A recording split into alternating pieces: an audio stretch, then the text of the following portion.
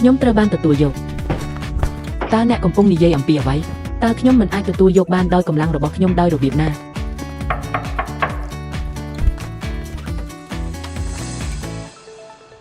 តើការសម្ភាសរបស់អ្នកថ្ងៃនេះដំណើរការទៅដោយរលូនទេតើវាមានអ្វីពាក់ព័ន្ធជាមួយអ្នកដើម្បីអបអរសាទរការប្រឡងជប់របស់អ្នកខ្ញុំនឹងនាំអ្នកទៅញ៉ាំអាហារពេលល្ងាចគ្មានអ្នកណាឲ្យអ្នកចូលក្នុងផ្ទះខ្ញុំទេចាំបន្តិចសិនតើអ្នកមិនចង់ដឹងទេតើប្រធានថ្មីនៃក្រុមហ៊ុនរបស់អ្នកជានរណាមិនចង់ទេភរិយាប្រធានាធិបតីមិនមែនជាមនុស្សល្អទេតើលោកប្រធានាធិបតីទៅណាប្រញាប់ឡើងហើយស្នាក់នៅកន្លែងដែលវាត្រជាក់ប្រញាប់ឡើងស្ដាប់ខ្ញុំពន្យល់អ្នកប្រាប់ខ្ញុំផងស្រឡាញ់រឿងតូចតាចតើអ្នកចង់មានន័យថាភរិយារបស់ប្រធានាធិបតីមិនមែនជាមនុស្សល្អទេខ្ញុំត្រូវពិនិត្យមើលអ្នក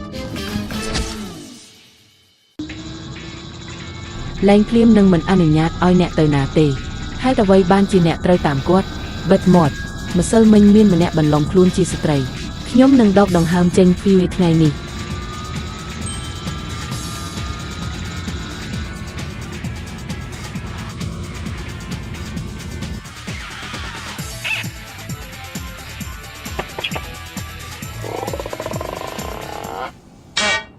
កុំតាមខ្ញុំហើយចាក់ចេញពីប្រទេសព្រាមជឿឬមិនជឿខ្ញុំទុកឲ្យអ្នកមិនដែលរកខ្ញុំឃើញទេអរគុណសម្រាប់ការយកចិត្តទុកដាក់របស់អ្នកហេកុំទៅអីតើអ្នកនឹងងាកមកក្រោយទេកុំតាមដានឆ្ងាយពេកស្ត្រីដេញប្រពន្ធមួយរយៈបូជាសុខ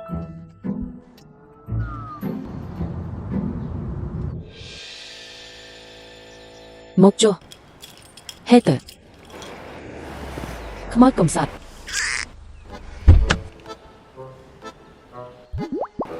សួស្តីពេលព្រឹកលោកស្រីខ្ញុំមានកាហ្វេសម្រាប់អ្នកតើអ្នកចង់បានអ្វីសម្រាប់អាហារថ្ងៃត្រង់តើអ្នកតែងតែញ៉ាំអ្វីនៅក្នុងទីក្រុង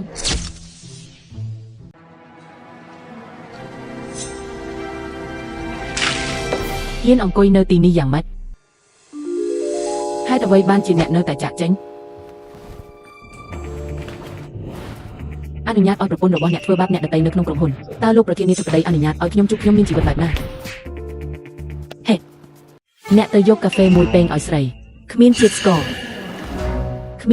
ទេខ្ញុំធ្វើការនៅទីនេះអ្នកទាំងពីរកំពុងលេងជាមួយខ្ញុំតើអ្នកនិយាយជាមួយភរិយារបស់ប្រធានាធិបតីយ៉ាងដូចម្ដេចតើអ្នកខ្លាចប្រពន្ធរបស់អ្នកខឹងទេអ្នកមិនខ្លាចខ្ញុំនឹងខឹងទេបើអ្នកនិយាយជាមួយខ្ញុំបែបនោះវាមិនមែនជាអ្វីដែលអ្នកជឿទេហ៊ាននិយាយជាមួយខ្ញុំបែបនេះយ៉ាងម៉េចអស់ស្ត្រីរបស់ខ្ញុំការស្លាប់នៅតុលាការតើអ្នកជានរណាតើគាត់អាចនិយាយជាមួយអ្នកបានទេប្រាក់ខែទាំងនេះត្រូវបានខ្ញុំទិញតើអ្នកមានសិទ្ធិនិយាយទេភរិយាប្រធានាធិបតីមិនមែនជាអ្នកស្រីស៊ូមែនទេ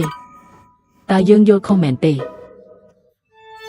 លីវស៊ីស៊ីតើអ្នកមិនបាននិយាយថាអ្នកនៅលីវទេតើវាអាចទៅរួចដោយរបៀបណាមែនហើយអ្នកស្រីគាត់នៅលីវខ្ញុំគិតថាមនុស្សម្នាក់នេះគឺជាតារាសម្ដែងដែលត្រូវបានអញ្ជើញដោយលីវស៊ីស៊ីដោយសារតែក្រុមហ៊ុនរបស់យើងទើបតែត្រូវបានទិញយកគ្មានអ្នកណាបានឃើញសៀវទេ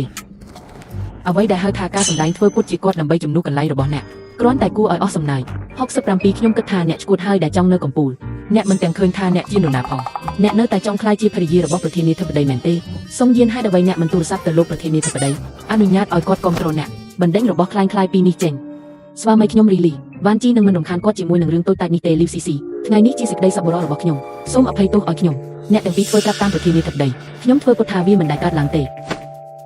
ខ្ញុំដឹងថាអ្នកចង់គ្រប់គ្រងខ្ញុំប៉ុន្តែការធ្វើពុតជាប្រធានាធិបតីគឺជាបញ្ហាច្រើនពេកហើយខ្ញុំនៅតែអាចដោះស្រាយវាបានអ្នកប្រញាប់ឡើងអូយអរគុណដែលជឿជាក់លើខ្ញុំពិតជាប្រធានក្រុមហ៊ុននេះមែនខ្ញុំអាចការពារអ្នកបានខ្ញុំមិនដឹងថាអ្នកជឿប៉ុណ្ណាទេមែនទេប្រហែលជាអ្នកបានរកលុយបានច្រើនឆ្នាំហើយប៉ុន្តែតើក្រុមហ៊ុនរបស់អ្នកទិញអ្វីដោះទៅលើនេះអ្នករឹងរូសពេលអ្នកហៀបនឹងស្លាប់ថ្ងៃនេះបើអ្នកទាំងពីរមិនលុតជង្គង់សុំទោសនារីនោះគ្មានអ្នកណាចង់ទៅទេលុតជង្គង់ចុះហើយសុំទោសកុំទៅឆ្ងាយពេកជាក់ស្ដែងអ្នកបានធ្វើបាបមនុស្សមុនមានអ្វីខុសជាមួយការធ្វើបាបអ្នកនាងស៊ូនោះជាភរិយារបស់ប្រធានាធិបតីក្រុមហ៊ុនទាំងមូលជាប់គាំងអ្នករកចំណូលបាន3000ក្នុងមួយខែក្នុងនាមជាស្មៀនខ្ញុំគិតថាខ្ញុំនឹងជួតារាសម្ដែងម្នាក់ឲ្យសម្ដែងអ្នកអាចឆ្លងកាត់ថ្នាក់បានសាយចង់ស្លាប់ហើយអូយមើលបរិសម្នាក់នេះស្លៀកឈុតនឹងក្រវ៉ាត់ទៅហេខ្ញុំមិនឃើញអូស្មានជូរបស់អ្នកទេអូនសំឡាញ់មនុស្សពេញវ័យវីមនុស្សរីត្រីសួស្ដីឯងមានសម្លេងរំខានខ្លាំងម្ល៉េះរងចាំរហូតដល់ខ្ញុំជ្រើសរើសបុគ្គលិកតើអ្នកមិនអាចស៊ូគាត់ដោយខ្លួនឯងបានទេខ្ញុំគិតថាអ្នកមានសមត្ថភាពធ្វើអ្វីគ្រប់យ៉ាងតើអ្នកដឹងទេថាលោកស៊ីហេងជាពូរបស់ខ្ញុំចង់ឃើញវីតើពូអាចជួយអ្នកជាមួយនឹងសមត្ថភាពនេះដោយរបៀបណា តើខ្ញុំកំពុងរញ៉េរញ៉ៃអំពីអ្វី